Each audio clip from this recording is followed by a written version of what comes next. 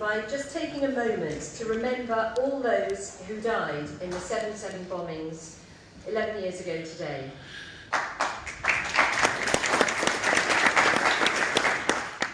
Above all things, our thoughts and prayers are with their families on this day.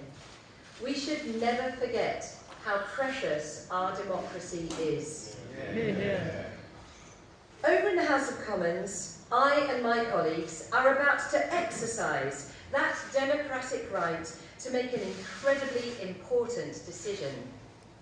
We will be selecting 2 MPs to go forward to the country so that many of you can decide who is going to be the next leader of our party and of our country. That person will face enormous challenges, and today I want to tell you why I want to lead the party and why I want to lead this great country of ours. You see, I'm an optimist. I truly believe we can be the greatest nation on earth.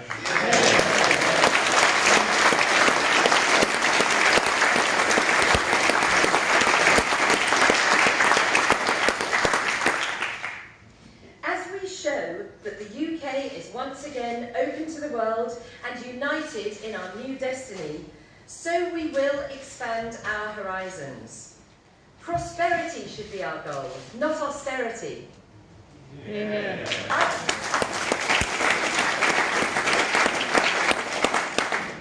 I want to spread prosperity to every corner of our country. I want to help create more jobs, because we need to hear and heed those millions of our fellow citizens who feel and fear that their country's leaders are not worrying about them enough.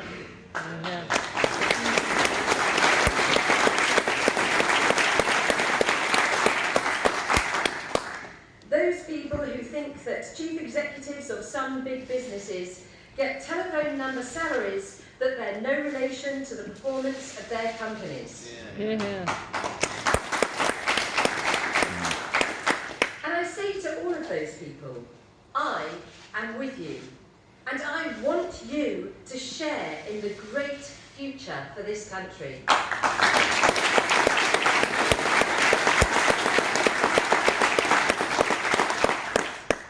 I want to see better training, smarter working, yes, and higher pay for the many. I want to lead a nation where anyone who aims high can achieve their dreams. Yeah.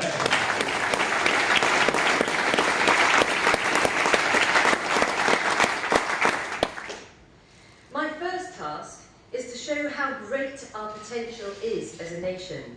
Let's banish the pessimists. Yeah.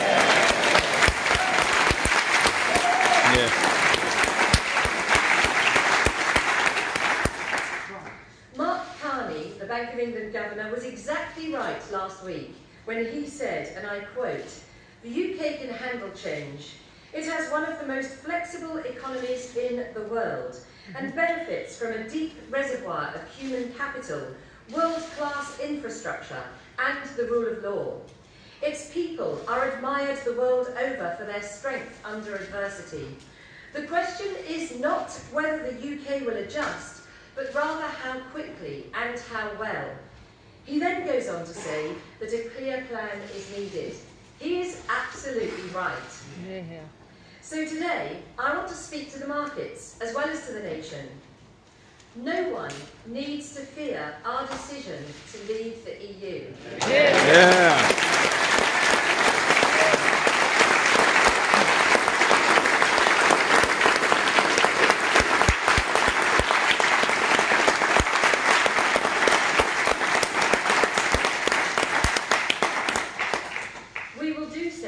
Carefully, reassuring our European friends and those businesses who are worrying about change.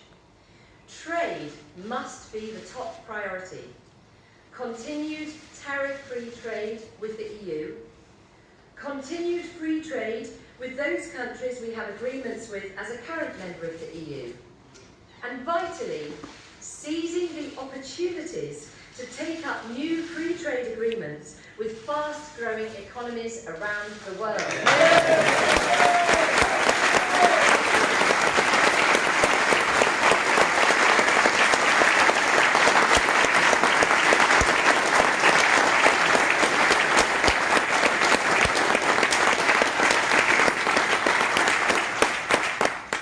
There's a big job to do. But we also have to give certainty to different groups in our own country. Certainty on migration. We want fair but controlled immigration. Fair to those who are already here, and fair to all the talents across the world. So I tell you today, I will not use people's lives as bargaining chips.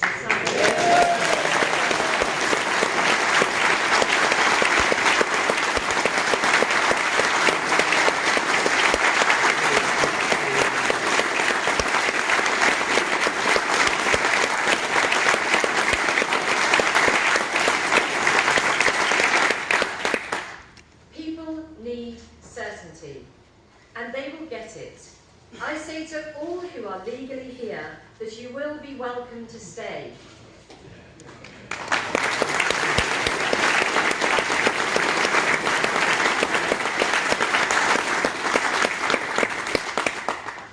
We need certainty for farmers, for universities, and for others who in the EU. To them, I say, the UK government will give you that same money when we leave the EU, and we will work with you to make more targeted use of those subsidies.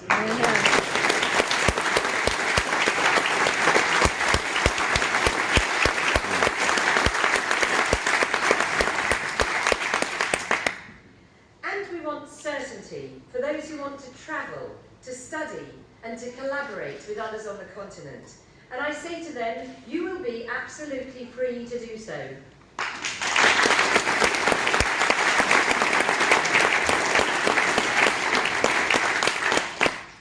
But a key job of our new Prime Minister will be to ensure the continued success of the UK economy.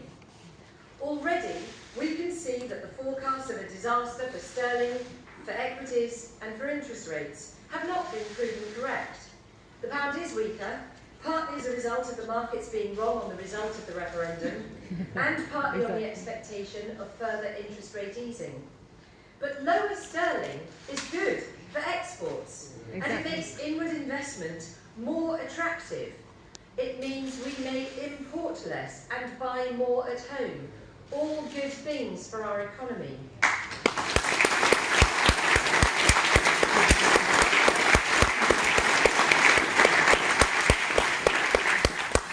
The FTSE 100 is trading higher and outperforming other global stock market indices. The government cost of borrowing has dropped, with private sector loans still available at the same rates as before.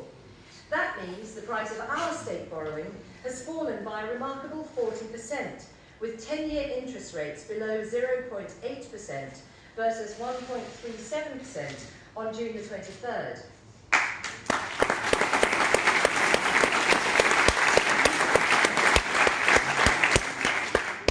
And our valuable financial services sector has been boosted by both Barclays and HSBC bosses saying their plans are to stick with the UK.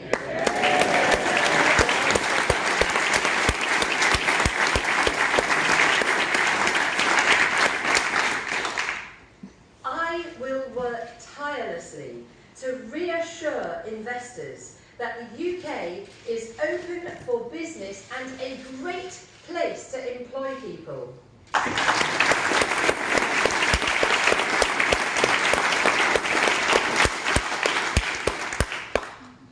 When we come to see the post-EU figures, I expect to see continued growth.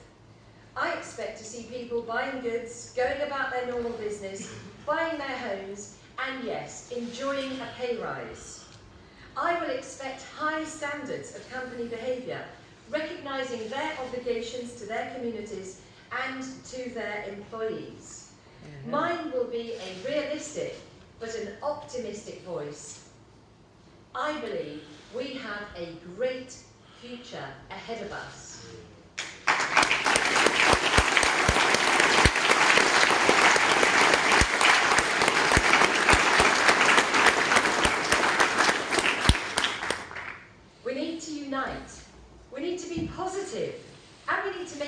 most of our enormous strengths.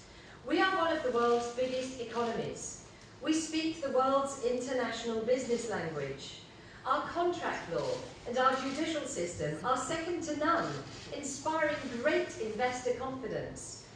We are part of a commonwealth of 2.3 billion consumers, many of whose economies are growing fast. We have historic trading links around the world, and from tourism to software to financial services to manufacturing, we have a great deal to offer.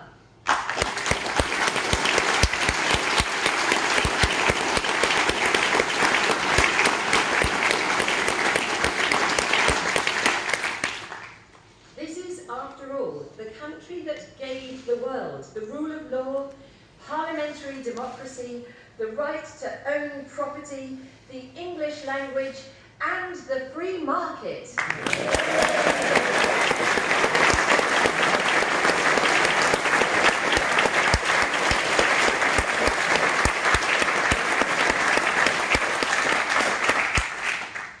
We are a remarkable people, and we have so much more to give. And that's why I'm here today. And I want to say to you, let us unite. And together, we will write another great chapter, one of prosperity and tolerance and hope. Thank you.